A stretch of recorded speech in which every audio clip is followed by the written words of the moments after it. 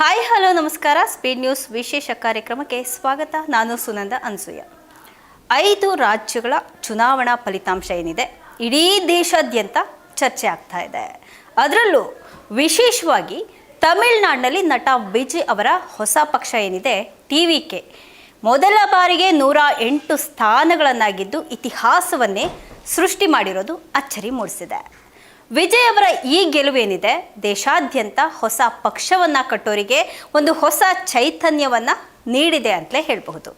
ಇನ್ನು ಇದರ ಮಧ್ಯೆ ಕರ್ನಾಟಕದಲ್ಲೂ ಸಹ ಒಂದು ಹೊಸ ಪಕ್ಷ ಸ್ಥಾಪನೆ ಆಗಬಹುದು ಅನ್ನುವಂತಹ ಒಂದು ಅಲ್ಲಿ ಇಲ್ಲಿ ಮಾತುಗಳು ಕೇಳಿ ಬರ್ತಾ ಇದೆ. ಹಾಗೆ ಸುಳಿವು ಕೂಡ ಸಿಕ್ಕಿದೆ.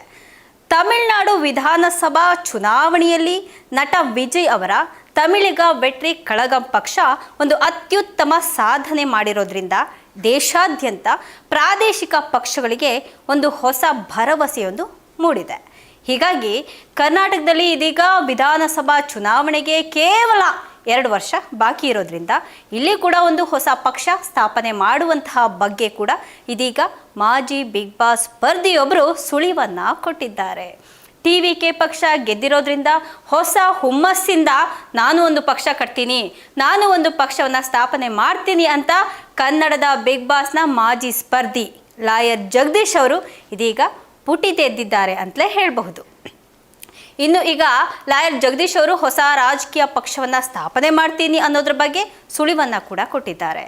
ಸದ್ಯದಲ್ಲೇ ಪಕ್ಷವನ್ನು ಘೋಷಣೆ ಮಾಡ್ತೀನಿ ಅಂತ ಕೂಡ ಹೇಳಿದ್ದಾರೆ. ಈ ಬಗ್ಗೆ ತಮ್ಮ ಫೇಸ್ಬುಕ್ನಲ್ಲಿ ಪೋಸ್ಟನ್ನು ಮಾಡಿರುವಂತಹ ಲಾಯರ್ ಜಗದೀಶ್ ಅವರು KN ನಮ್ಮ ಒಂದು ಸಾರಥ್ಯದಲ್ಲಿ ಶೀಘ್ರವೇ ಹೊಸ ರಾಜಕೀಯ ಪಕ್ಷ ನಿಮ್ಮ ಮುಂದೆ ಬರುತ್ತೆ ಅಂತ ಹೇಳಿದ್ದಾರೆ. ತಮ್ಮ ಪೋಸ್ಟ್ನಲ್ಲಿ ಜಗದೀಶ್ ಅವರು JDS ಇರ್ಬೋದು, BJP ಇರ್ಬೋದು, ಕಾಂಗ್ರೆಸ್ ಸಹವಾಸ ಕರ್ನಾಟಕದ ಮತದಾರರಿಗೆ ಸಾಕಾಗಿದೆ.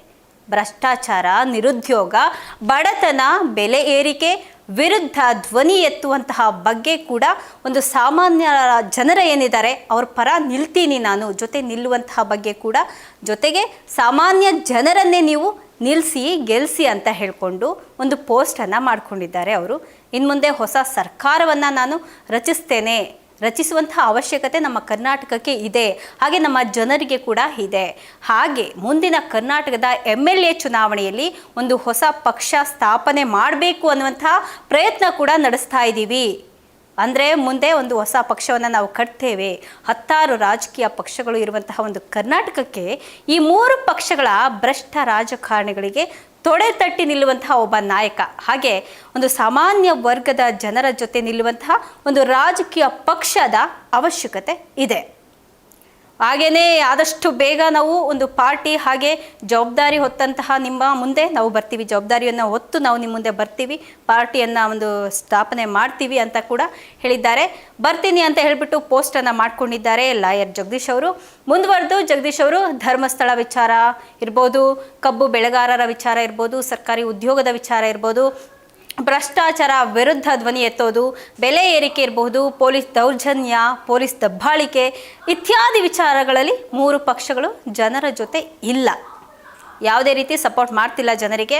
ಅವ್ರ ರಾಜಕೀಯ ಬೇಳೆಯನ್ನು ಅವ್ರು ಬೇಯಿಸ್ಕೋತಾ ಇದ್ದಾರೆ, ಅವ್ರ ಜೀವನ ಅವ್ರು ಮಾಡ್ಕೋತಾ ಇದ್ದಾರೆ. ಜನರಿಗೆ, ಬಡ ಜನಗಳಿಗಿರ್ಬೋದು, ಸಾಮಾನ್ಯ ಜನರಿಗಿರ್ಬೋದು ಯಾವುದೇ ಪಕ್ಷಗಳು ಒಂದು ಸಪೋರ್ಟನ್ನು ಮಾಡ್ತಾ ಇಲ್ಲ. ನಮ್ಮ ಓಟ್ ಬೇಕು, ಆದರೆ ನಮ್ಮ ತೆರಿಗೆ ಬೇಕು ಜೊತೆಗೆ ಅವ್ರಿಗೆ, ಆದರೆ ನಮ್ಮ ಸಮಸ್ಯೆ ಮಾತ್ರ ಅವ್ರಿಗೆ ಬೇಡ, ನಮ್ಮ ಸಮಸ್ಯೆಯನ್ನು ಅವ್ರಿಗೆ ಬಗೆಹರಿಸೋದಕ್ಕೆ ಸಾಧ್ಯ ಇಲ್ಲ. ಈ ರೀತಿಯಾಗಿ ಅವರು ಪೋಸ್ಟ್ ಮಾಡಿಕೊಂಡು ರಾಜಕೀಯ ಪಕ್ಷಗಳನ್ನು ಒಂದು ಅಪೋಸಿಟ್ ಆಗಿ ಪೋಸ್ಟ್ ಮಾಡ್ಕೊಂಡಿದ್ದಾರೆ. ಜೊತೆಗೆ ನಾನೊಂದು ಹೊಸ ರಾಜಕೀಯ ಪಕ್ಷವನ್ನು ಕಟ್ತಾ ಇದ್ದೀನಿ ಅಂತ ಕೂಡ ಭರವಸೆಯನ್ನು ಕೊಟ್ಟಿದ್ದಾರೆ.